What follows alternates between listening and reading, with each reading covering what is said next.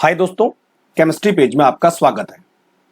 आज के लेक्चर में हम लोग डिस्कस करने वाले हैं कोलरास लॉ और इसका एप्लीकेशन।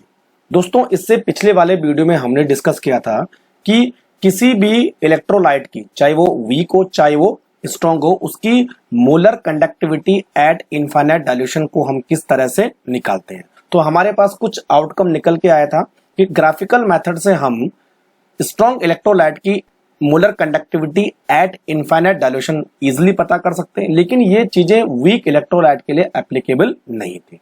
तो वीक इलेक्ट्रोलाइट की मोलर कंडक्टिविटी इनफाइनाइट डाइल्यूशन पे हम कोलरास लॉ की मदद से ही करने वाले हैं। ठीक है दोस्तों, तो हम आज की वीडियो में कोलरास लॉ को डिस्कस करेंगे और कुछ न्यूमेरिकल करेंगे कि कोलरास लॉ की मदद से हम किसी भी वीक इलेक्ट्रोलाइट की मोलर कंडक्टिविटी इनफाइनाइट डाइल्यूशन पे किस तरह से पता करने वाले हैं। तो चलिए दोस्तों शुरू करते हैं। पहले बात करते हैं व्हाट इज कोलरास लॉ।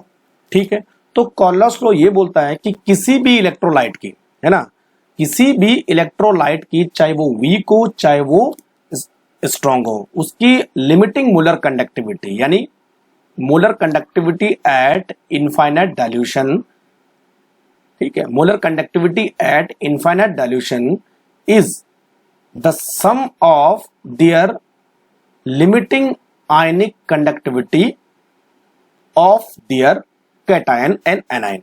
यानी बोलने का मतलब यह है कि मान लीजिए आपके पास कोई इलेक्ट्रोलाइट है। सपोज मैंने यहां पर इलेक्ट्रोलाइट ले लिया NaCl। तो जो NaCl की मोलर कंडक्टिविटी यानी लिमिटिंग मोलर कंडक्टिविटी होगी वो इसके आयन के लिमिटिंग मोलर कंडक्टिविटी के सम के बराबर होगी। तो NaCl जो है दो आयन में टूटता है, एक होता है दोस्तों Na प्लस आयन और दूसरा है Cl माइनस आयन। तो यहां पर Cl माइनस आयन की लिमिटिंग मोलर कंडक्टिविटी और Na प्लस आयन की लिमिटिंग मोलर कंडक्टिविटी के सम के बराबर जो है NaCl की लिमिटिंग मोलर कंडक्टिविटी होगी। ठीक है, तो इस तरह से ये कोलरास लॉ जो है हमें बताता है कि किसी भी इलेक्ट्रोलाइट की लिमिटिंग मोलर कंडक्टिविटी हम किस तरह से निकालते हैं। तो उसके आयन के लिमिटिंग मोलर कंडक्टिविटी के सम के बराबर होने वाली है। ठीक है, अब मैंने यहां पर एग्जांपल लिया NaCl, अब एक दो एग्जांपल और भी हो सकते हैं। ठीक है, देखते हैं कैसे। अगर मैं आपको बोलूं कि एसिडिक एसिड की limiting molar conductivity, acetic acid का फॉर्मूला है CH3COOH, किसके बराबर होगी? तो पता है आपको कि एसिटिक एसिड दो आयन बनाता है, एक बनाता है एक बनाता है CH3COO माइनस और प्लस, दूसरा बनाता है H प्लस। तो H प्लस की लिमिटिंग मोलर कंडक्टिविटी और CH3COO माइनस की लिमिटिंग मोलर कंडक्टिविटी का योग किसकी मोलर कंडक्टिविटी होगी? एसिटिक एसिड की मोलर कंडक्टिविटी। अच्छा, यहां पर ये जो लैम्डा जीरो का साइन है ना, ये क्या बताता है? Limiting molar conductivity. ध्यान रखना है, लिमिटिंग मोलर कंडक्टिविटी, यानी ये molar conductivity eight infinite dilution को ही बताता है। तो इसमें आप कंफ्यूज मत होना। अगर मैं आपको बोलूं कि molar conductivity, limiting molar conductivity NaCl की क्या, HCl की देख लेते हैं, H और Cl। तो सीधी सी बात है, क्या होगा? H प्लस और Cl minus limiting molar conductivity के बराबर HCl की मोलर कंडक्टिविटी होगी। ठीक है, अगर हम बात करेंगे Al2SO4 का होल थ्राइस, ठीक है, तो देख लेते हैं Al और 3 प्लस और दूसरा है SO4 एंड 2 माइनस, यानी जितने भी आयन हो, जैसे भी आयन बना रहा है। अब एक चीज हमेशा ध्यान रखना दोस्तों कि यहां पर जो है एल्यूमिनियम के 2 मोल यूज हो रहे हैं, तो आप क्या करोगे? 2 से इसको मल्टीप्लाई करोगे। और यहां पर सल्फेट आयन के 3 मोल यूज हो रहे हैं, तो यहां पर क्या करोगे? 3 से मल्टीप्लाई करोगे। ऊपर जो है एक एक मोल यूज हो रहा था, तो हमने जो है इसके आगे कोई भी मल्टीप्लीकेशन का साइन नहीं लगाया। लेकिन अगर मोल ज्यादा होते हैं तो आपको इस तरह से उस आयन को मल्टीप्लाई करना है उतने नंबर ऑफ मोल से। ठीक है, फॉर एग्जाम्पल एक मैं अगर यहाँ पे लिख देता हूं limiting molar conductivity of BaCl2, तो BaCl2 कैसे टूटेगा दोस्तों, एक आयन बनाएगा Ba+2 और 2 आयन बनाएगा Cl माइनस, तो 2 आयन के लिए क्या करोगे आप, 2 से इसको मल्टीप्लाई कर दोगे। तो इस तरह से हम कॉलर्स लॉ का एप्लीकेशन यूज करते हैं। तो समझ में आया कॉलर्स लॉ क्या होता है। चले नेक्स्ट, अब बात करते हैं एप्लीकेशन ऑफ कॉलर्स लॉ क्या होता है दोस्तों। तो मैंने जैसे आपको बताया था कि इसका सबसे मेन यूज क्या है कि किसी भी वीक इलेक्ट्रोलाइट की मोलर कंडक्टिविटी को एट इनफाइनाइट डाइल्यूशन पे पता करना होता है। ठीक है, तो देख लेते हैं किस तरह से पता करते हैं। तो जैसे अगर मैं आपको बोलूं कि हमें एसिडिक एसिड की molar conductivity CH3COOH, acidic acid की मोलर कंडक्टिविटी चाहिए एट इनफाइनाइट डाइल्यूशन, और हमारे पास कुछ डेटास दे रखे हैं जैसे मोलर कंडक्टिविटी यानी infinite molar conductivity of KCl, infinite molar conductivity of CH3COOK, और तीसरा infinite molar conductivity of HCl। तो इन की वैल्यू हमें दे रखी होती है और इसकी वैल्यू हमें निकालनी है। ठीक है, तो by knowing these equation we can find the limiting molar conductivity of acidic acid. तो सबसे पहले लिख लो कि ये आयन कैसे बनाएंगे, है ना। तो मैं पहले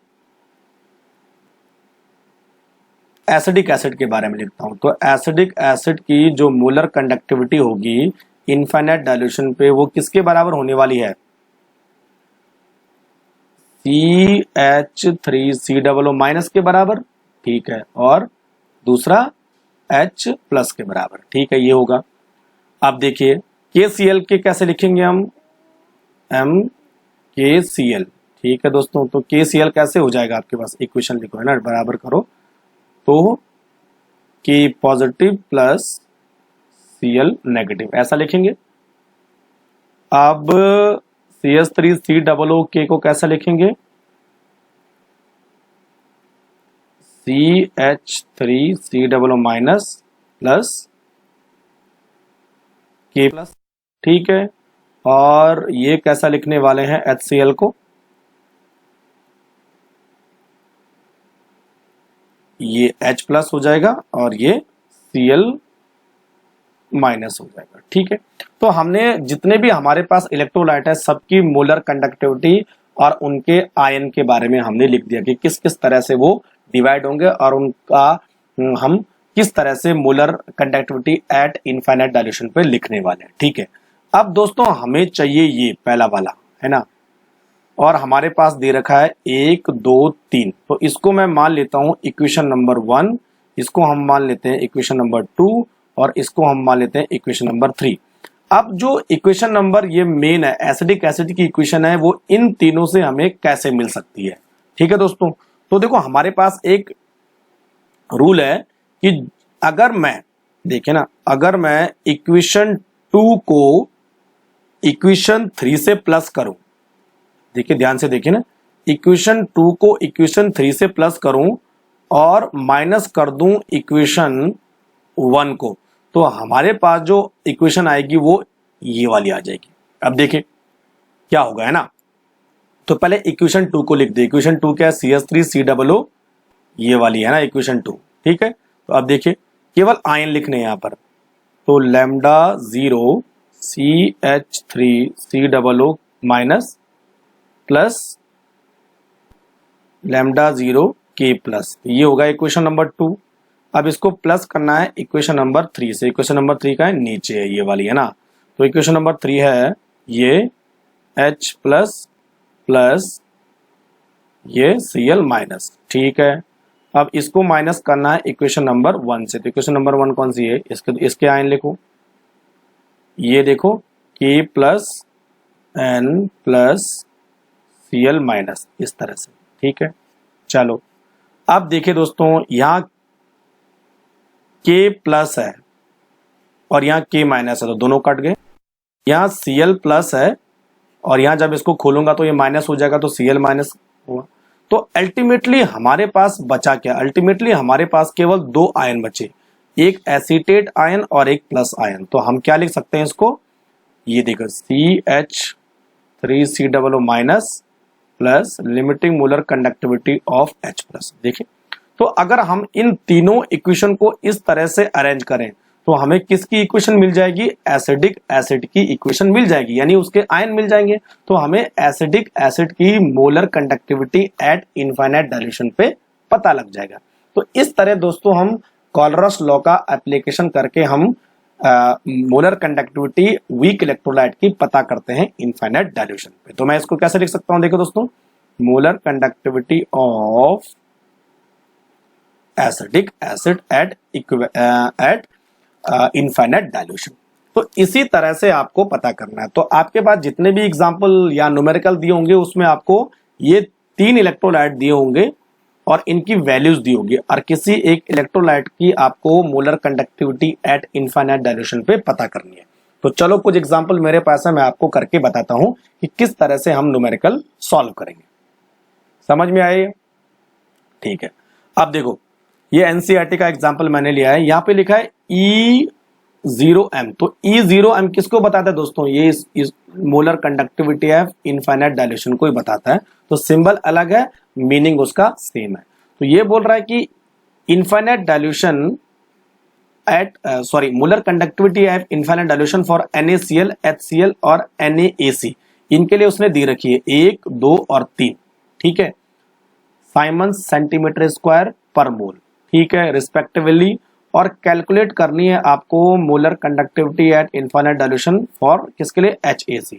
अच्छा, जो AC है ना उसका मतलब होता है CH3COO माइनस एसीटेट आयन। तो HAC का मतलब क्या हुआ दोस्तों, HAC का मतलब होता है CH3COOH, ठीक एसिड। तो आपको कुल मिला के एसिडिक एसिड की मोलर कंडक्टिविटी मालूम करनी है एट इनफाइनाइट डाइल्यूशन में, और आपको किसकी मोलर कंडक्टिविटी दे रखी है, NaCl की, HCl की और NaAC की। तो चलो 1 बाय 1 वही फॉर्मूला अपनाते हैं। तो सबसे पहले एसिडिक एसिड आप लिख लो। तो ऊपर यहां पर मैंने लिख लिया, ये एसिडिक एसिड की molar conductivity eight infinite dilution कैसे होगी, lambda 0 CH3COO minus plus lambda 0 H+। तो आपको ये लाना है अब ना। अब आपको दे रखा है, देखो M, पहले NaCl के बारे में लिखो, NaCl। तो NaCl कैसे होगा दोस्तों, lambda 0 Na plus lambda 0 Cl minus, ठीक है। और इसकी जो वैल्यू है कितनी है दोस्तों, 126.4, ठीक है। इसको मान लो आप इक्वेशन नंबर 1। दूसरा आपके पास है HCl। तो HCl की कैसे होगी, lambda 0 H+ and lambda 0 Cl minus, और इसकी जो वैल्यू दे रखी है उसने दे रखी है 425.9, और इसको आप मान लो इक्वेशन नंबर 2, ठीक है। और तीसरा उसने दे रखा है NaAC। तो NaAC का मतलब होता है CH3COO Na, सोडियम एसीटेट, ठीक है दोस्तों। तो ये होगा CH3COO minus plus lambda 0 Na+, और इसकी वैल्यू उसने दे रखी है 91.0, ठीक है। इसको मान लेते हैं इक्वेशन नंबर 3। तो कुल मिला के हमारे पास अब 3 इक्वेशन आ गए, equation number 1, equation number 2, equation number 3, NaCl, HCl और CH3COO। तो अब हमें इन तीनों को जोड़ घटाना करके ये वाली इक्वेशन लानी है। तो कैसे करेंगे दोस्तों, अब देखिए इक्वेशन नंबर 3 को हम पहले जोड़ेंगे इक्वेशन नंबर 2 से, ठीक है, इक्वेशन नंबर 2 से, और उसको घटा देंगे इक्वेशन नंबर 1 से, ठीक है।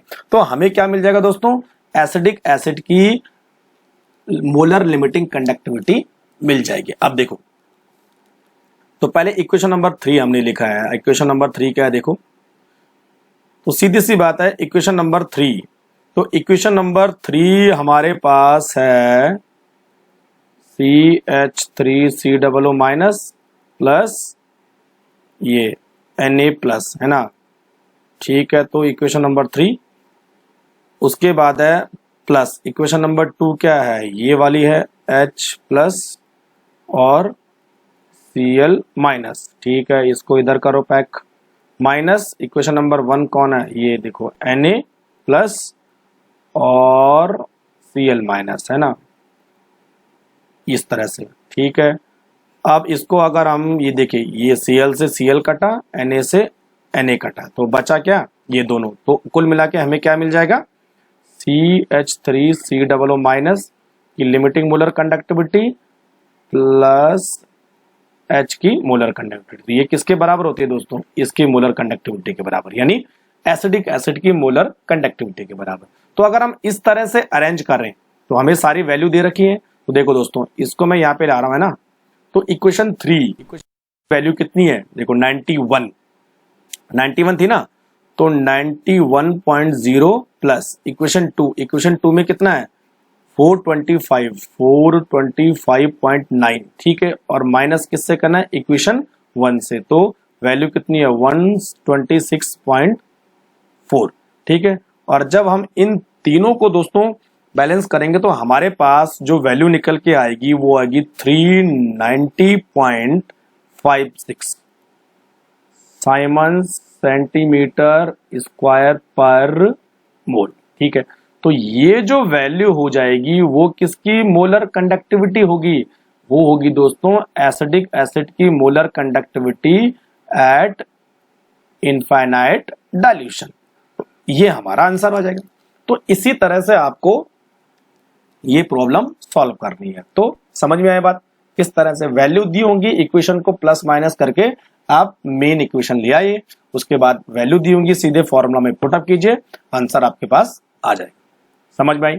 चलो एक और एग्जांपल मेरे पास है, तो देखो मोलर कंडक्टिविटी NaOH की दे रखी है ये वाली, उसके बाद NaCl की दे रखी है ये वाली, और BaCl2 दे रखा है ये वाली है। तो आपको क्या पता करना है, calculate molar conductivity eight infinite dilution, है ना, ये वाला समझ जाइए, बेरियम हाइड्रोक्साइड की पता करनी है, ठीक है। तो BaOH को हम कैसे लिखते हैं, सबसे पहले देख लीजिए, तो BaOH का होल ट्वाइस, ठीक है दोस्तों, तो हम लिखेंगे Ba plus and OH minus. अब देखो OH माइनस के 2 मोल है तो इसके आगे 2 लगा देंगे, ठीक है। अब हमें इस तरह की इक्वेशन ढूंढनी है इन तीनों की मदद से, ठीक है। तो सबसे पहले इक्वेशन नंबर 1 देखते हैं, NaOH, limiting molar conductivity of NaOH equal to क्या है दोस्तों, Na plus plus OH minus, और इसकी कितनी वैल्यू आई हमारे पास 2.48 इंटू 10 की पावर -2, तो इसको हम मान लेते हैं इक्वेशन नंबर 1, ठीक है। दूसरी है मोलर कंडक्टिविटी है इनफाइनाइट डाइल्यूशन ऑफ NaCl, तो NaCl का कैसे लिखेंगे, Na पॉजिटिव प्लस यहाँ पे इधर Cl नेगेटिव, ठीक है, और इसकी वैल्यू कितनी दे रखी है 1.265 इंटू 10 की पावर -2, इसको मान लो इक्वेशन नंबर 2, ठीक है। अब उसके बाद है तीसरा कौन सा है, BaCl2, तो BaCl2 क्या करेंगे, Ba पॉजिटिव, ठीक है, पॉजिटिव प्लस ये देखिए Cl नेगेटिव और इधर, और इसकी वैल्यू कितनी दे रखी है 2.48 इंटू 10 की पावर -2, इक्वेशन नंबर 3। तो हमने तीनों के लिमिटिंग मोलर कंडक्टिविटी के आयन हमने लिख दिए तीनों के, ठीक है ना। तो 2.48 NaOH की है, 1.65 NaCl की है, और BaCl2 की है 2.48, ठीक है दोस्तों। तो इस तरह से हम इसको करेंगे, शायद 48 वैल्यू में कुछ गड़बड़ हो रहा है, 84 है, 8 कर लो, इससे कुछ भी दे रखा है 80 है ना, तो मैं पे 80 कर लेता हूँ, 80, ठीक है। चलो अब आपको ये इक्वेशन लानी है, तो क्या करेंगे दोस्तों, हम क्या करेंगे, देखो इक्वेशन नंबर 3 को जोड़ेंगे इक्वेशन नंबर 1 से और घटा देंगे इक्वेशन नंबर 2 से। तो 3 इक्वेशन को इक्वेशन नंबर 1 से जोड़ना है और 2 से घटा देना है, ठीक है। तो आपको ये वाली इक्वेशन मिल जाएगी।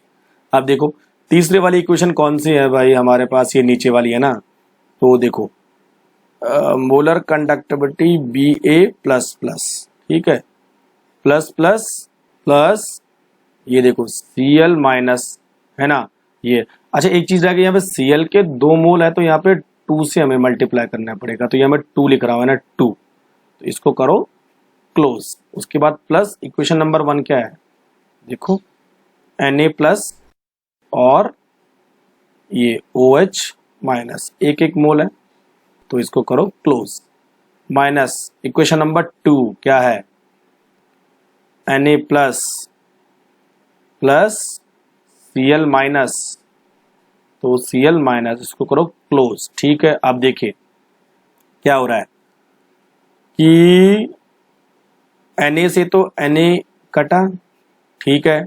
अब देखिए दोस्तों यहां पर एक Cl माइनस है और यहां पर 2 Cl माइनस है, इसका मतलब इस पूरी इक्वेशन को हमें 2 से मल्टीप्लाई करना पड़ेगा, यानी इक्वेशन 2 को हमें 2 से मल्टीप्लाई करना पड़ेगा। तो इक्वेशन 2 को हम जब 2 से मल्टीप्लाई करेंगे तो 2 यहाँ आएगा और 2 यहाँ आएगा, तो हम क्या लिखेंगे, 2 इधर लिखेंगे और 2 इधर लिखेंगे, ठीक है। उसी तरह जो है अब 2Na या 2Na, तो इक्वेशन 1 को भी हमें जो है 2 से मल्टीप्लाई करना पड़ेगा, तो इक्वेशन 1 को 2 से मल्टीप्लाई करेंगे तो 2 इधर आएगा एंड 2 इधर आएगा, ये केवल रिएक्शन को बैलेंस करने के लिए, है ना।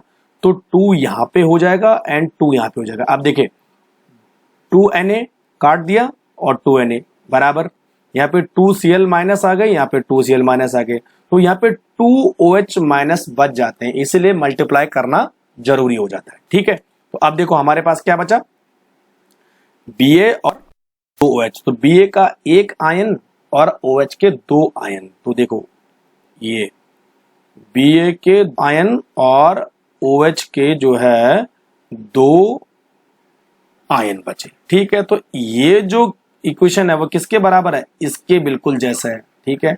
तो हमें क्या करना पड़ेगा, जो भी वैल्यूज है इक्वेशन 1 को जो है 2 से मल्टीप्लाई करेंगे, इक्वेशन 2 को भी 2 से मल्टीप्लाई करेंगे, इक्वेशन 3 को एज सच वैसा ही रहने देंगे, ठीक है। अब देखो चलो, तो इक्वेशन 3 की वैल्यू क्या है दोस्तों हमारे पास, देखो 2.8 इंटू 10 की पावर -2, ठीक है, प्लस, तो हमने इक्वेशन 1 को क्या किया था, 2 से मल्टीप्लाई किया था, तो हम क्या करेंगे 2 इंटू इक्वेशन 1 कौन सी है जी, हाँ, तो 2.48 इंटू 10 की पावर -2, क्लोज कर दो, माइनस इक्वेशन 2 को भी हमने क्या किया था, 2 से मल्टीप्लाई किया था, तो 2 से मल्टीप्लाई करेंगे तो इक्वेशन 2 क्या है, वैल्यू कितनी है 1.265 इंटू 2 इंटू 10 की पावर -2, ठीक है दोस्तों। तो इस तरह से हमारे पास ये सारी वैल्यूज आ गई। अब जब इनको आप जो है कैलकुलेट करेंगे तो जो है हमारे पास जो वैल्यू निकल के आएगी, जो आंसर निकल के आएगा वो आएगा 5.25 इंटू 10 की पावर -2 साइमंस, तो मीटर स्क्वायर पर मोल, ये हमारे पास आंसर हो जाएगा। तो देखिए आप कैलकुलेट करके। तो दोस्तों इस तरह से हम कोलरॉस लॉ से वीक इलेक्ट्रोलाइट की मोलर कंडक्टिविटी इनफाइनाइट डायल्यूशन पे पता करते हैं। बस आपको की वैल्यू कैसे दे रखी है, इक्वेशन को कैसे हमें प्लस और माइनस करना है, कौन सी इक्वेशन को प्लस कौन सी इक्वेशन को माइनस करना है, आपको केवल ये इक्वेशन लानी है। तो उसके बाद जो है आपको थोड़ा सा देखना पड़ेगा कि किसको माइनस करें, किसको प्लस करें, किसको पहले रखें, किसको बाद में रखें। तो समझ में आ गया कॉन्सेप्ट। तो चलिए दोस्तों आज की वीडियो में इतना ही। अगर आपको वीडियो पसंद आया है तो इसको आप शेयर करना और लाइक करना मत भूलिए। अगर आपका कोई भी क्वेश्चन है तो आप मुझे कमेंट बॉक्स में लिख सकते हैं। Thank you very much.